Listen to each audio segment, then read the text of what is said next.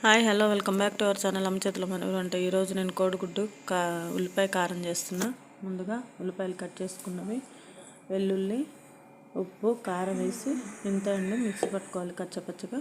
అది పక్కన పెట్టుకొని కళాయి పెట్టి అందులో 2 టేబుల్ స్పూన్ ఆయిల్ వేసుకొని అందులో బిర్యానీ ఆకు, పోపు దినుసులు, చిటికెడంత పసుపు వేసి వేగిన తర్వాత కరివేపాకు వేసుకొని వేయించుకోవాలి. అవి వేగిన తర్వాత ముందుగా మనం మిక్సీ పట్టుకున్న ఉల్లిపాయ పేస్ట్ని వేసుకొని ఒకసారి మంచిగా కలుపుకొని ఇప్పుడు మూత పెట్టేసుకోవాలి.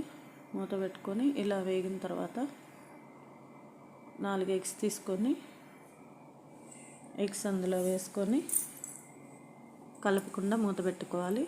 మూత పెట్టుకొని 1 మినిట్ తర్వాత మూత తీసి ఇలా కలుపుకోవాలి. జీలకర్ర పొడి, ధనియాల పొడి,